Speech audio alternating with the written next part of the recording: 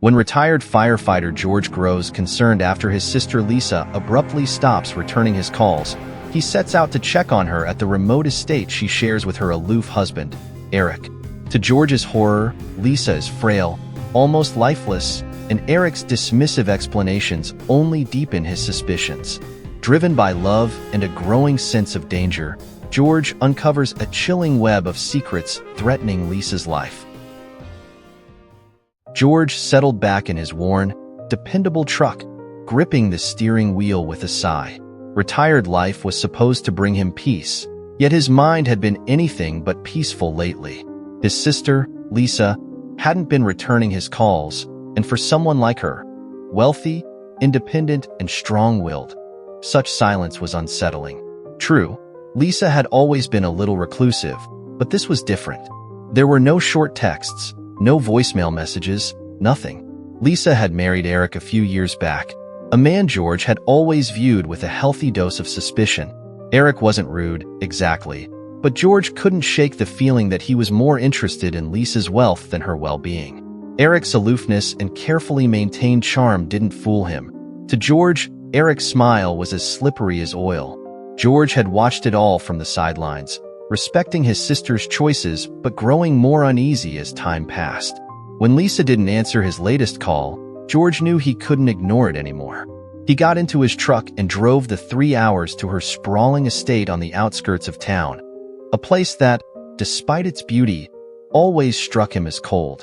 As he approached the front gates, a sense of dread filled him. The place was pristine, but something felt wrong. It was eerily quiet, save for the gentle wind rustling the hedges lining the driveway. When George reached the front door and knocked, it was Linda, the family nurse, who answered. Linda's eyes darted past him, wary, before letting him in. "Good morning, Linda. Is Lisa all right?" George asked, looking past her into the quiet hallway. The home felt almost deserted, as if it were holding its breath. Linda hesitated, the briefest flicker of discomfort crossing her face before she regained her composure. "Oh, she's just resting a lot these days, George. She's tired, that's all," she said, forcing a small smile. But George wasn't convinced. He noticed Linda's hands clenching the edges of her apron, a sign of tension he couldn't overlook.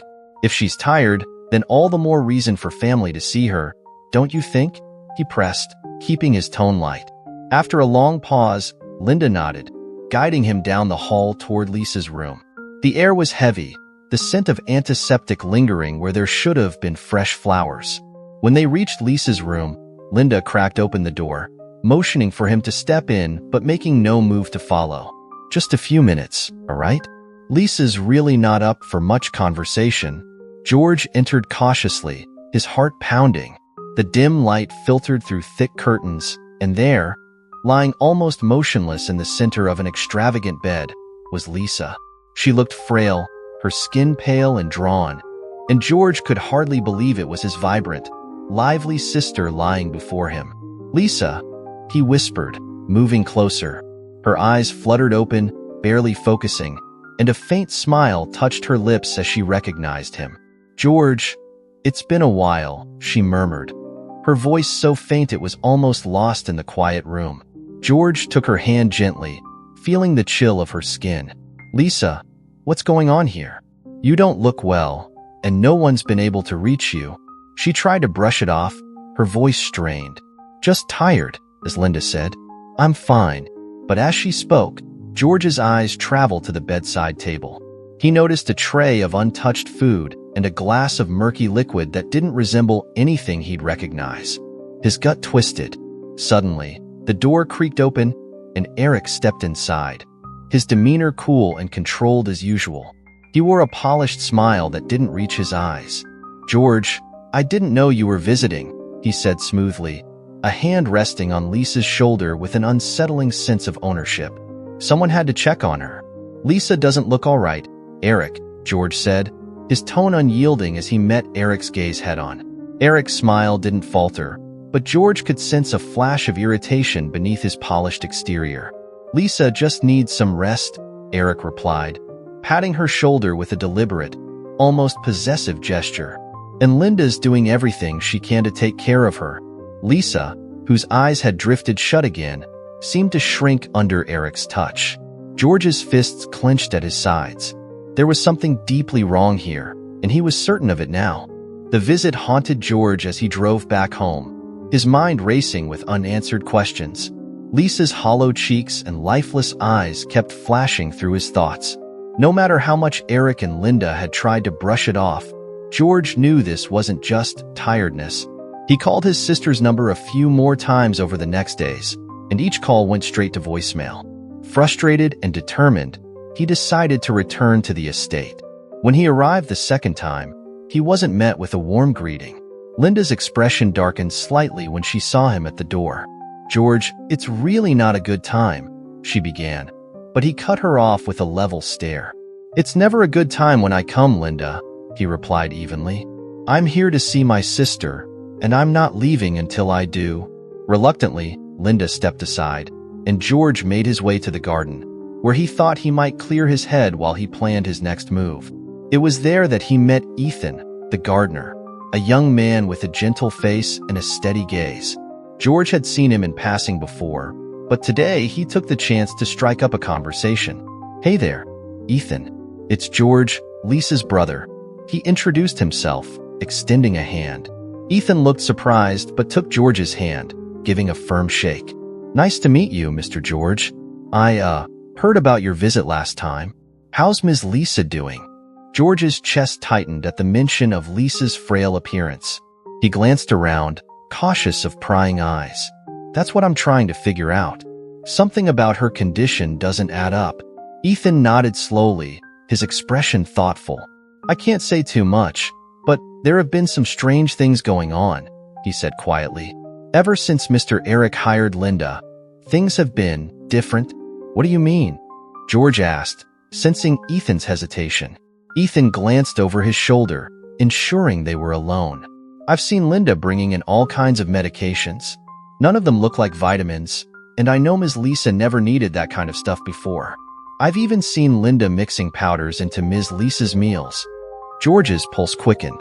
"You're saying Linda's been adding something to her food?" Ethan nodded, looking pale. "Yes. I'm not sure what it is, but it can't be good. She's hardly been eating, too. Linda's always in there watching her, so it's like she's being, well, monitored." George absorbed this information, feeling a deep anger simmering beneath his calm exterior.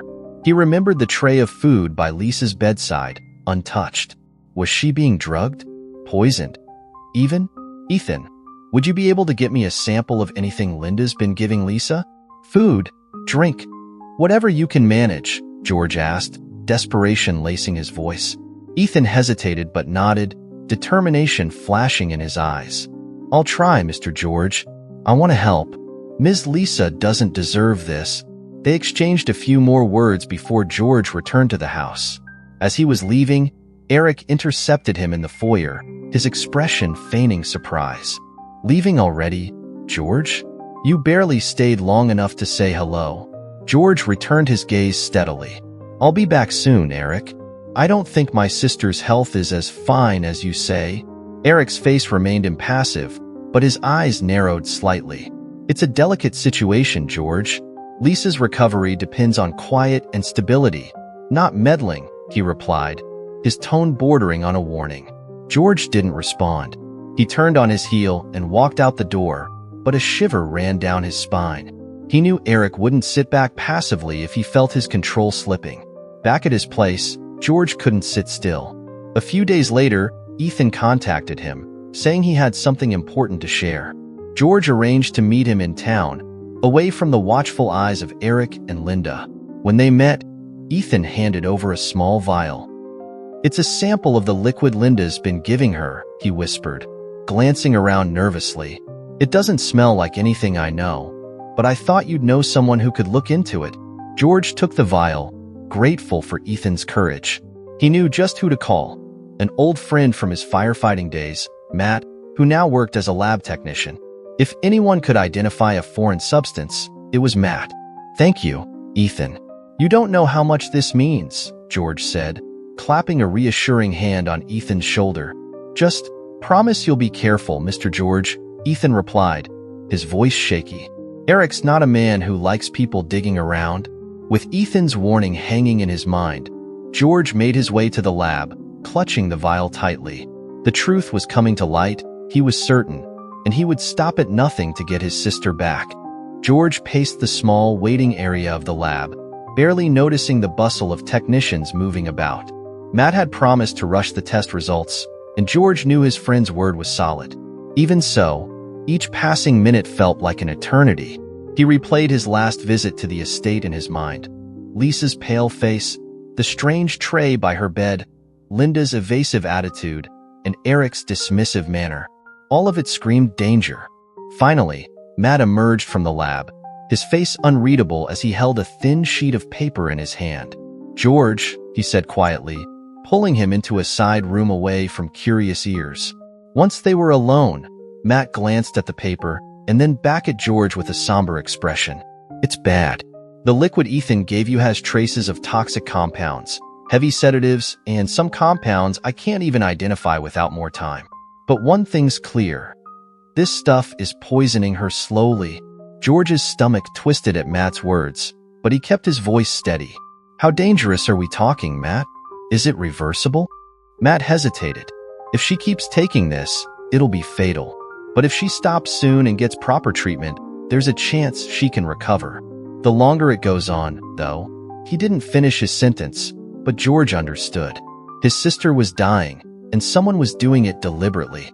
"Thanks, Matt," he said, his voice low and thick. He took the paper from his friend, his mind already racing ahead. "Be careful, George," Matt warned, gripping his shoulder firmly. "If someone's capable of doing this, they won't stop easily." George nodded, appreciating his friend's concern. But there was no turning back. He would get his sister out of that house if it was the last thing he did. George called Ethan that evening to arrange a meeting back at the estate grounds. They agreed on a quiet spot behind the garden shed, far from the prying eyes of the mansion. When George arrived, Ethan was already there, shifting nervously as he glanced toward the house. "Ethan," George greeted in a low tone, showing him the lab results. "It's as we feared. Lisa's being poisoned, and if she stays here, she doesn't stand a chance." Ethan's face turned pale as he scanned the paper. "But who could be doing this? Is it Linda? Or," he trailed off, but they both knew who else it might be. George didn't hesitate. "Eric's controlling everything. Linda's probably in on it, maybe being paid to keep quiet and follow orders. But that's all speculation for now. What I know for certain is that we have to get Lisa out, and we'll need a solid plan." Ethan's face hardened as he nodded, his earlier nervousness replaced by determination. "Whatever you need, I'm with you. Ms. Lisa deserves better than this." They stood in silence, formulating a plan. Getting Lisa out of the estate was a massive risk, especially with Linda and Eric keeping constant watch. But they had no choice. They would have to move fast, under cover of darkness. "Tonight," George said at last. "We'll do it tonight. But we'll need help to keep Eric and Linda off our backs long enough to get her out." Ethan's brows furrowed as he considered the options. Then his face brightened. "There's an emergency alarm switch in the basement, a leftover from when the estate was first built. It'll send a silent alert straight to the security company, but they'll call the house before sending anyone. I could, mess with it a bit, get them to call Eric, and give us a window while he's distracted." George smiled grimly. "That could work. If you can get Eric on the phone for a few minutes, I'll take Lisa out through the back." "You're sure he won't suspect anything?" Ethan shrugged. "It's old and never gets used. He'll probably just think it's a technical glitch." Their plan set, they went their separate ways to prepare for the night. George parked his truck in a secluded spot near the edge of the estate, making sure it would be ready for a quick getaway. The night was dense with shadows, the kind that felt impenetrable, as George slipped through the garden and made his way to the back entrance of the mansion. Ethan's signal, a small flickering flashlight, appeared by the basement windows, indicating he was in position. George's heart raced as he moved toward Lisa's room. Inside the house, the halls were still and silent, amplifying each sound George made as he crept down the long corridor to Lisa's door. He took a deep breath, turned the knob, and slipped inside. Lisa lay in bed, her face pale but alert. Her eyes widened when she saw him, recognition, and a spark of hope flickering through her exhaustion. "George," she whispered, barely audible. Her voice was fragile, but her hand gripped his with surprising strength. "Lisa, I'm getting you out of here," he murmured, squeezing her hand. "It'll be all right, okay? Just stay quiet and trust me." She nodded, a tear slipping down her cheek. "I knew you'd come for me," she whispered, a hint of relief breaking through her fear. Without another word, George scooped her into his arms, shocked at how light she'd become. As he moved carefully to the door, they heard footsteps echoing down the hallway. George froze, heart hammering as he held his breath, listening intently. After a moment, the footsteps faded, and he quickly exited the room, heading for the back staircase. Ethan's emergency signal had worked. A phone was ringing off the hook in the study downstairs, Eric's voice answering it sharply. Linda's hurried footsteps followed, her heels clacking across the hardwood floor as she moved to check on Eric. George took advantage of the distraction, slipping past the main hall and making his way through the kitchen toward the back exit. As he approached the door, Ethan appeared, gesturing for him to hurry. George nodded, adjusting Lisa's weight in his arms as he carried her outside. They moved swiftly across the estate grounds, keeping to the shadows until they reached the truck. George gently settled Lisa into the passenger seat, wrapping a blanket around her shoulders as she gazed up at him with a weak but grateful smile. "You're safe now, Lisa," he assured her, though he knew the real danger was far from over. Ethan leaned in, his face serious. "I'll cover for you as long as I can, but be careful. If Eric finds out she's gone, he'll come after you." George nodded. "You've done more than enough, Ethan. Thank you. I owe you." With a final nod, George climbed into the driver's seat, started the engine, and drove off into the night. Behind them, the dark silhouette of the estate loomed, fading into the distance.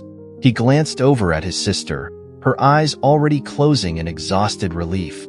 He knew this was only the beginning, but tonight, she was safe. George drove for hours through the quiet night, casting glances toward Lisa every few minutes. She had fallen asleep, her head resting against the window, looking as fragile as ever, but with a new peace softening her features. It was a side of his sister he hadn't seen in years, vulnerable but at last unburdened, if only briefly. He could hardly imagine the nightmare she had been living through. As dawn crept over the horizon, George pulled up to a secluded recovery center, a place he had trusted for years due to its reputation for both privacy and exceptional care. He had called ahead to make arrangements, knowing they would have everything prepared for Lisa's arrival. When he stepped out of the truck and gently nudged her awake, Lisa stirred, blinking against the early morning light. "Where are we?" she asked, her voice barely above a whisper.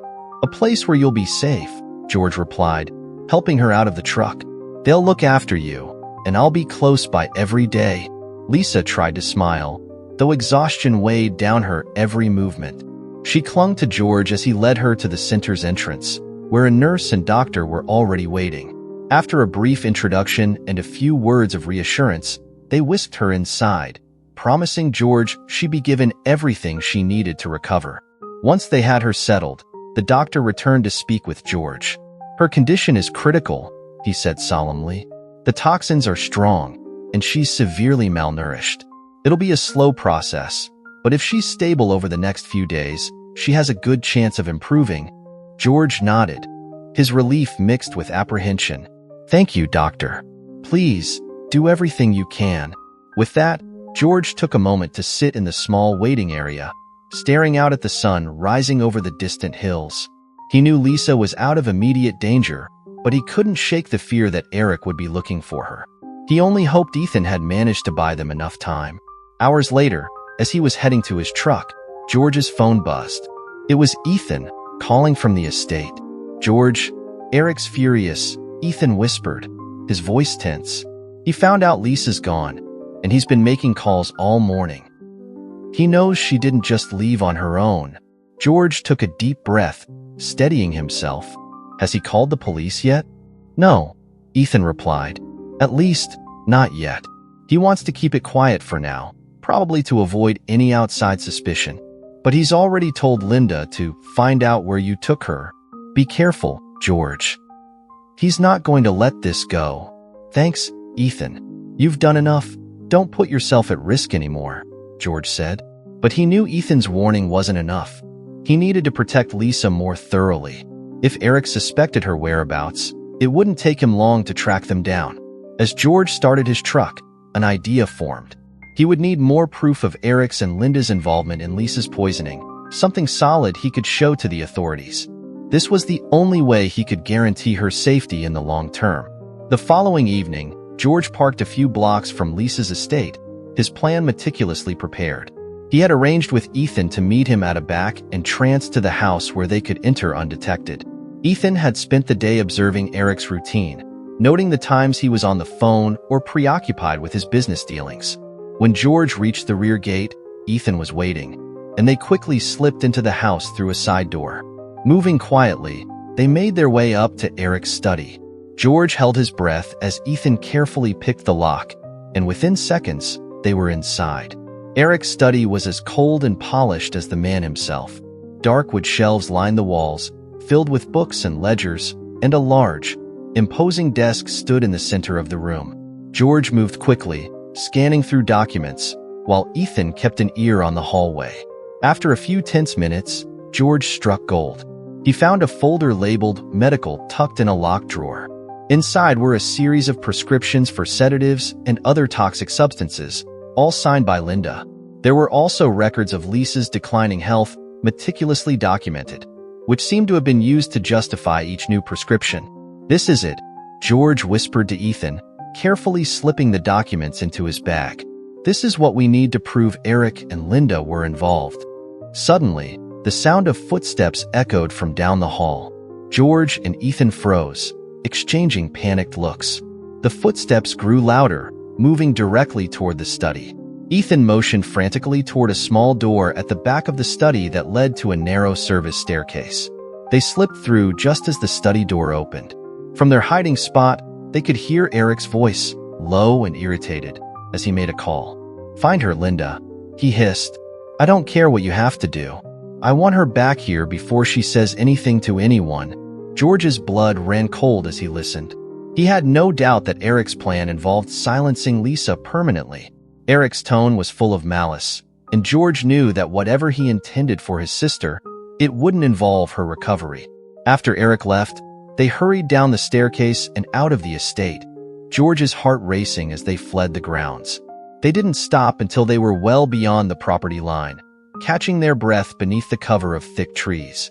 "You've done more than enough, Ethan," George said, clapping a hand on his shoulder. "You should get as far from this as possible now." Ethan looked reluctant but nodded, finally understanding the depth of the danger he was in. "Good luck, Mr. George. I'll be rooting for both of you." As Ethan slipped away into the night, George clutched the stolen documents, a sense of grim satisfaction settling over him. He had the evidence he needed to keep Lisa safe. Now it was just a matter of time before he could make Eric and Linda pay for everything they had done. The following morning, George took the documents to a close friend on the local police force, Detective Sarah Mitchell. Sarah had been a trusted ally over the years, and George knew she was as dedicated to justice as he was. As Sarah flipped through the documents, her expression turned from curiosity to shock and finally to anger. "George, this is serious. With this evidence, we can get a warrant to bring both Eric and Linda in for questioning. If these prescriptions are legitimate, they could face major charges." George's heart leapt. "Do you think it's enough to protect Lisa?" Sarah looked at him gravely. "I'll do everything in my power, but we need to move fast or they might try to run." She assured him she would set the wheels in motion immediately, contacting a judge for an emergency warrant. George left her office feeling hopeful for the first time since this nightmare had begun. Now, all that was left was to make sure Lisa could rest and heal in peace, knowing justice was on its way. George sat in the recovery center's small waiting room, his eyes fixed on the door to Lisa's room.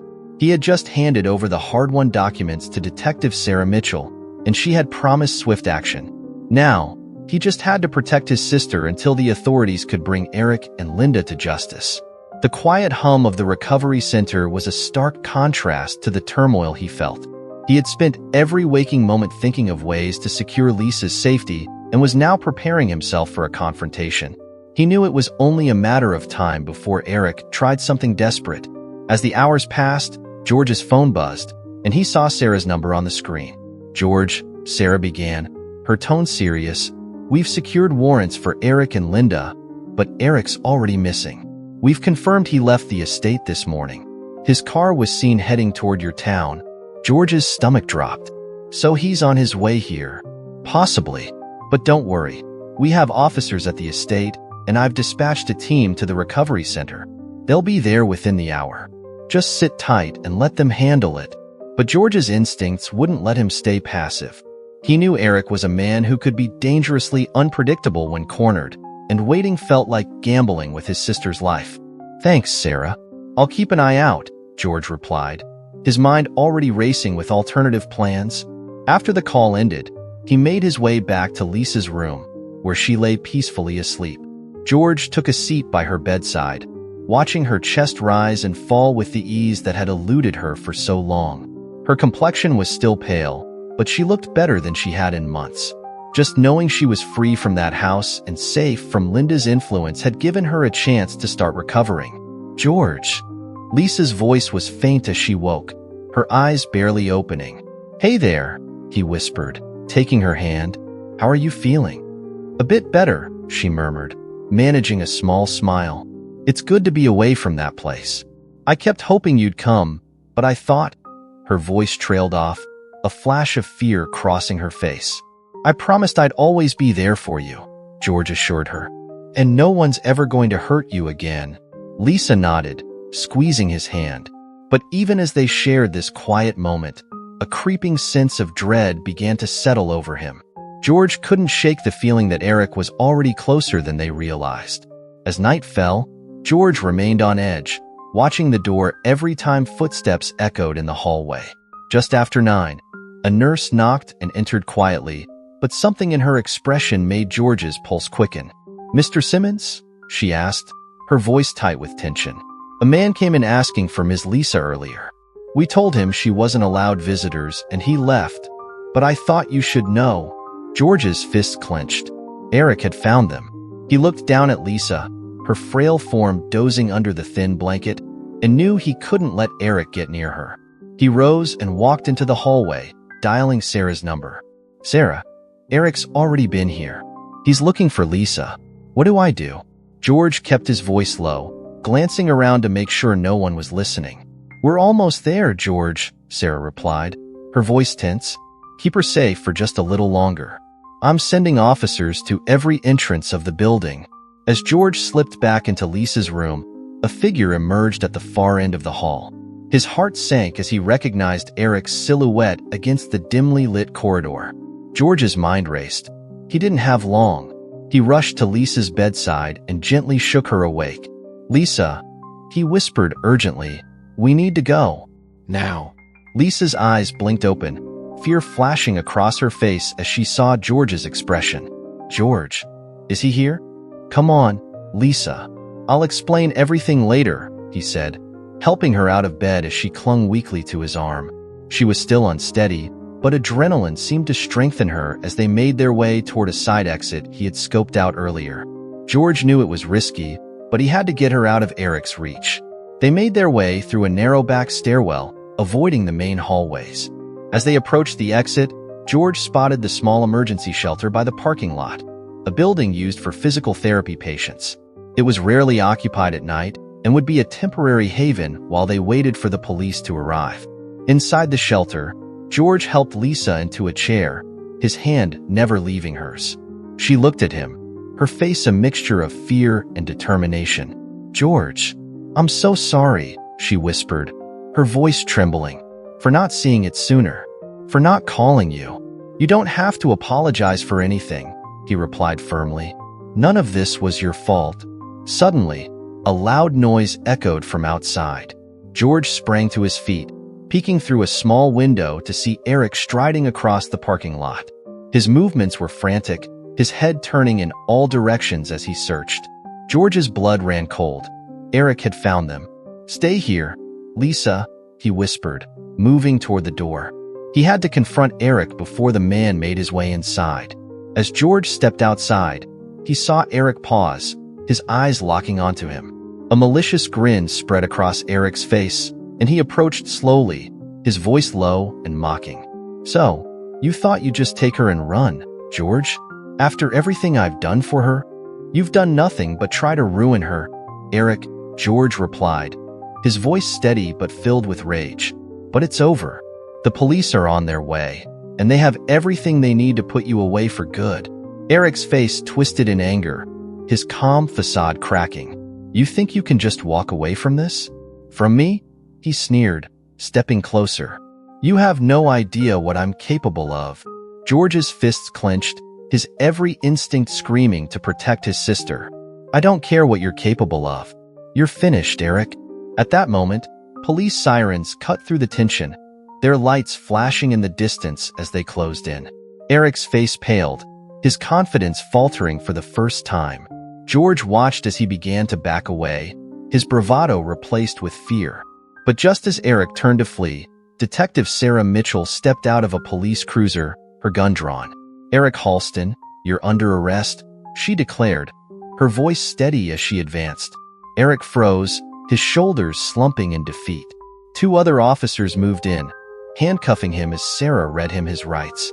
George felt a surge of relief, but he didn't let himself fully relax until Eric was loaded into the back of the police car. Sarah approached George, giving him a nod. "It's over, George. He won't be hurting her again." George exhaled, the weight of the past weeks finally lifting. "Thank you, Sarah, for everything." She gave him a small smile. "You did the hard part. Now go be with your sister. She needs you." As George returned to the shelter, he found Lisa standing by the door, watching him with tear-filled eyes. She reached out for him, and he took her into his arms, holding her close as they both felt the enormity of what had just happened.